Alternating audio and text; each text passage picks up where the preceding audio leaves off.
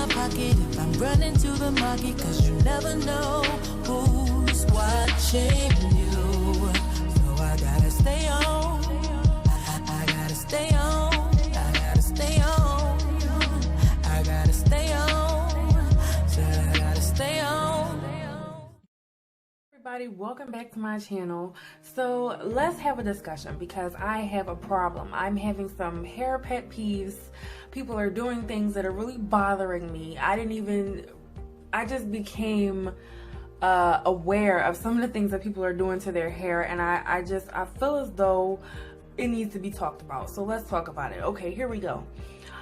Oil sheen is not a moisturizer. I repeat, oil sheen is not a moisturizer. So why are you using it? Okay, what is oil sheen for? Oil sheen is for a hold. That is specifically what it's for. It's for a hold. If you are going to do like some type of a pin curl style, particularly if your hair is, you know, being bumped out and straightened and flat ironed, yada, yada, yada.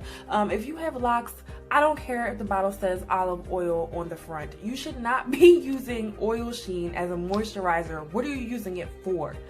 I believe that, you know, we need to really do research on these products before we start putting it in our hair.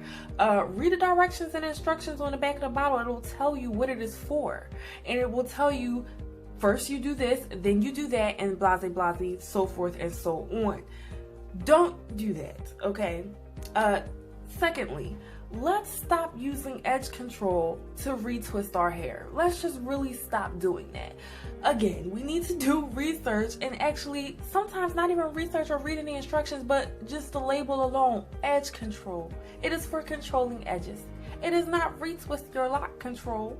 Let's just really kind of use our brains, people, with some stuff before we decide to do it. Here's another one. Might offend some of you. Okay.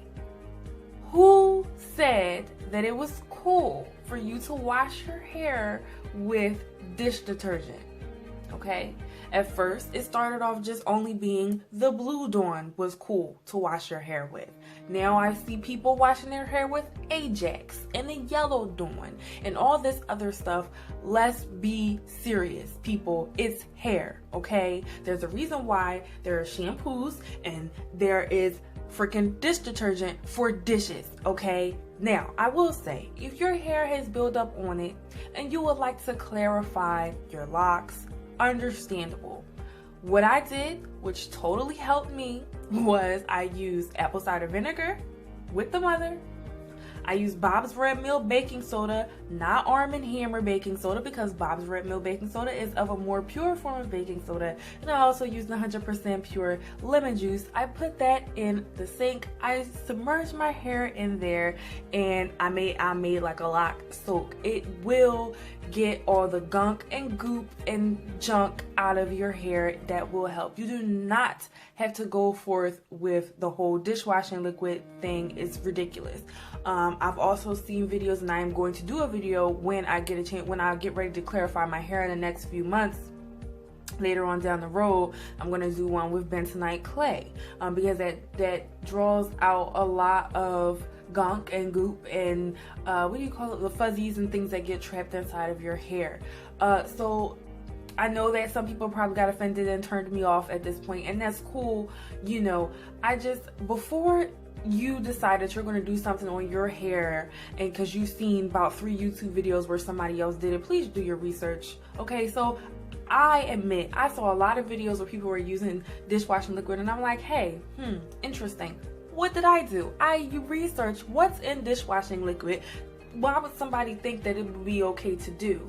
There are biodegradable surfactants inside of the dishwashing liquid. Biodegradable surfactants, they don't even really tell you exactly what they are. There could be a combination of different things, and the reason why they call them that is because when it goes down the drain, it's supposed to be non-hazardous for wherever the water ends up in, whatever body of water it ends up at, so that it doesn't supposedly make the water polluted, supposedly. But there have been research saying that, that might not even be so true. So before you decide to do that, do your research on what you're doing.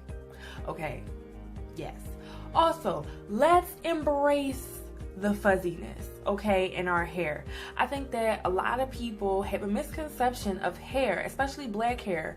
You know, when we live in a society where straight is beautiful, where straight, long, flowy hair is beautiful, so we go get these weaves and we get these caps and we get all of this stuff done to our hair. We straighten our hair, and you know, then when we come to let our hair go in its natural state, be it loose or locked, when our hair gets fuzzy, we don't know what to do. We go, oh my gosh, and we panic and we think that it's ugly, and it's really not. Embrace the beauty that is you. That is your hair in its natural state. Stop trimming the fuzz off of your locks.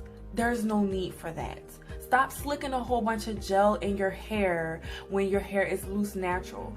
There's no need for that either. You know, you're gonna put a teeny bit of edge control on it, go ahead on and do that. But stop slapping it up with gel and making your ponytail stupid tight.